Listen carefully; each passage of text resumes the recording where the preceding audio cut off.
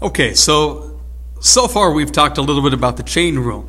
And the chain rule is used to derive a function inside of a function, such as this definition here. Here we see that if h of x equals f of g of x, then to find the derivative of h, what we must do is take the derivative of our inside function, which would make it g prime of x, and then multiply by the derivative of the outside function, which is f of x, or in this case f prime of x. But we must keep the inside function inside. So this is the definition of the chain rule. Now where we've been with the chain rule is given a function 2x cubed minus 4 all to the 8th power. We can split this up into two functions. The inside function is 2x cubed minus 4. The outside function is x to the 8th. So we must take the derivative of both. The derivative of 2x cubed minus 4 is 6x squared. The derivative of x to the 8th is 8x to the 7th. However, x, in this case, is the inside function. Therefore, we have 8x to the 7th, where our x this time is 2x cubed minus 4. And then we can multiply the items that are out in front. So that's a little overview as far as where we've been. Well, what we want to do next with this is we want to continue to use the chain rule, but more often than not, we're going to see it as part of another function as well. So what we're going to do is we're going to go ahead and derive the following. We're going to derive 4x plus 1, that quantity. And so you can kind of see how this plays out. I'll color code it for you. And so our second function is x squared minus 3 all to the 7th power. So let's go through the math behind this. This is the product rule, where we have our first function 4x plus 1 times our second function x squared minus 3 to the 7th. So first we'll take the derivative of the first function, which would be 4. And to that we're going to multiply by the second function, x squared minus 3 to the 7th. Now to that we're going to add the first function, which is 4x plus 1. Now we're going to take the derivative of x squared minus 3 to the 7th. Well, to break this down again, I'm going to do that off to the side. Our two functions are x squared minus 3 and x to the 7th. So we've got to take the derivative of the inside function. The derivative of x squared minus 3 is 2x. The outside function is x to the 7th. Its derivative is 7x, but remember, our x is x squared minus 3, and that's to the 6th power. So you see the derivative of x squared minus 3 is 2x. The derivative of x to the 7th is 7x to the 6th, but this is our x right here, the term that's inside. So that's the calculus part of it. Now, what we've got to do next is, we've got to clean it up. And so we've got to look for things that are in common in these two terms. What we notice is they both have an x squared minus 3. And so we're going to take out an x squared minus 3. Now the most we can take out is 6 of them. And so that's what we're going to do. Now after we do that then, that's going to leave us, now we could take more out, but for now that's going to be a plenty. We're going to be left with a 4 on the left side and an extra x squared minus 3. And then over here on the right side, we're going to be left with, well, 2x and 7 makes 14x, and we're going to be left with a 4x plus 1. So now it's a matter of simplifying. So big term out front stays. We have 6 of those. And we begin to distribute through 4x squared minus 12 plus 56x squared plus 14x.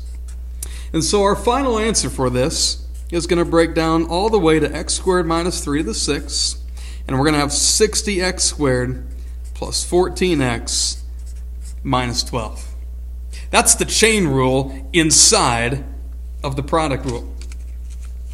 So how does the chain rule work when we are dealing with, well, other functions where maybe we're not using the product rule, but we're using the, well, let's just say we're using the quotient rule. So let's do one with that being said. So let's take 3x plus 1, quantity cubed, and let's divide it by x squared.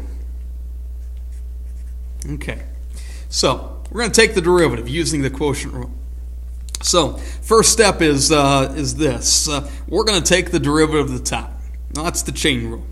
And so the derivative of the top is made up of 3x plus 1 and the big function of x cubed. Now, you don't have to do this as time goes. We hope after a few more times in doing the chain rule, this is something that just comes pretty natural to you.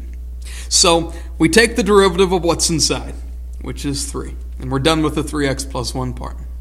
Now we take the derivative of x cubed, which is 3x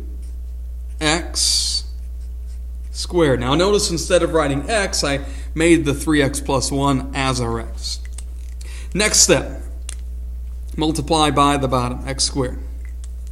And now here comes our minus, the top function,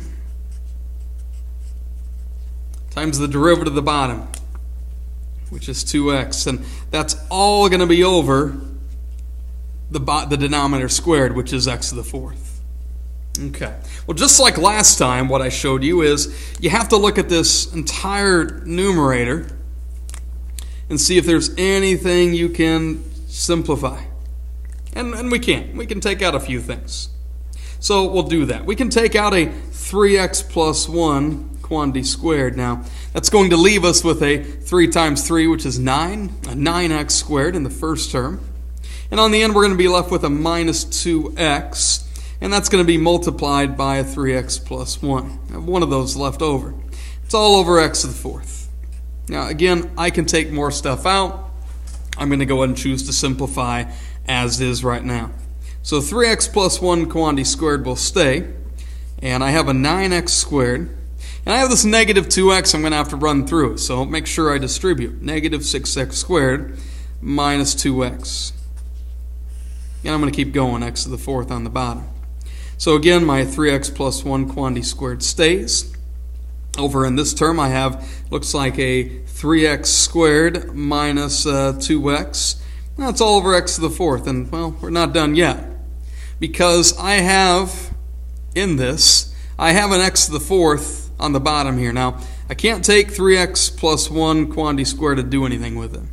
But I can take an x out of these over here because everything is multiplied as a term. So over here I can take an x away. Algebraically, that's perfectly fine. So this is going to leave me with 3x minus 2 all over x cubed. And I want to leave it like that. Okay? I don't want to do anything else regarding that particular answer because I can do some things with it called optimization, which is coming soon. So a couple last things to go through with you. What if we were to go through the process of taking the derivative of something such as the cosine of 2x raised to the 4th power?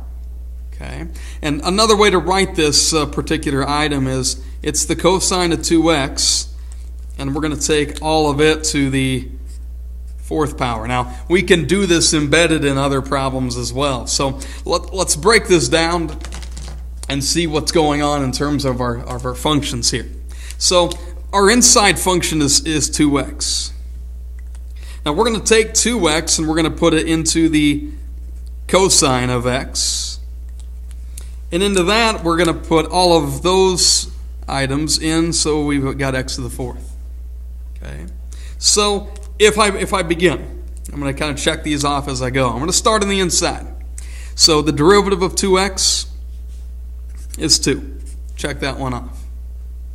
Now I have the derivative of the cosine of x. The derivative of cosine of x is negative sine. But I can't write x, I'm going to have to write negative sine of 2x. I'm going to check that one off. So now I have the derivative of x to the 4th.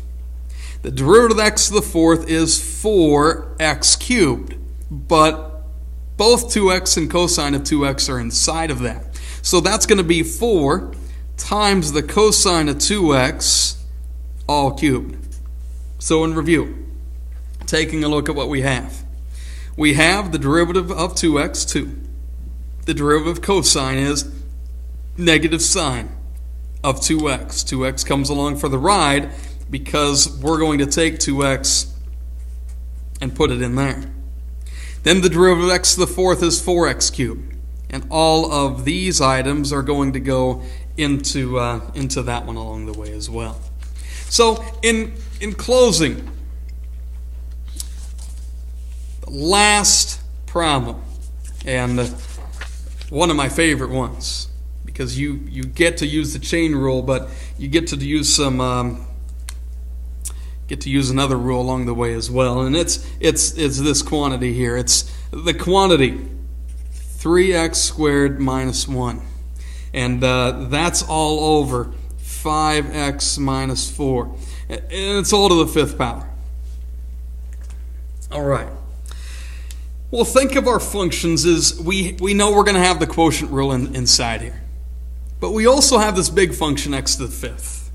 And so the first thing I'm going to do is I'm going to take the derivative of the big function, x to the fifth. Its derivative is 5x, which is everything inside, to the fourth power. All right. So now I've got the quotient rule left, okay, which we can do, and we can do quite nicely. So big parenthesis, the derivative of 3x squared is 6x times the bottom, 5x minus 4, minus the top, 3x squared minus 1, times the derivative of the bottom, which is 5. And that's all over 5x minus 4 quantity squared. Simplify. So when I simplify this, what I'm looking for is, I'm going to leave this 5 kind of hanging around for a little bit. I'm going to take this item up front, this 3x squared minus 1, and I'm going to make it to the fourth power. Now, I have a 5x minus 4, and I actually have 6 of them. 4 because of this front part, 5x minus 4 to the fourth power, and 2 more on the bottom here for a total of 6. So that I can't do anything with. So I'm going to keep dragging I'm just going to put my 5 out in front, don't forget it. And I'm going to go ahead and multiply everything on top. So going to give me 30x squared minus 24x. And I've got a minus 5 times everything in the parentheses on the end. So it's minus 15x squared. And I've got a plus 5 there as well. So now I just need to clean up the end of this, and I've got it. 3x squared minus 1 to the fourth will stay. And 5x minus 4 to the sixth will stay. So my next step is to simplify. Again, not forgetting the 5. So I have on the end 15x squared. I have a minus 24x plus a 5. Now, last thing I do want to do is I want to run the 5 through. And I can't run it through anything that's a quantity because of order of operations. So 3x squared minus 1 to the fourth will stay. I have 75x squared minus, let's see, it's going to give me 120x plus 25, and that is all over 5x minus 4, all to the sixth power. That's the chain rule. That's the chain rule with the quotient rule. And so we've taken a look at different ways to use the chain rule. Again, a lot of times it's embedded into other formulas that you've seen. Okay. Your next step is continue to look at the chain rule, look at the study guide, and take a look at any remaining problems that you haven't done there.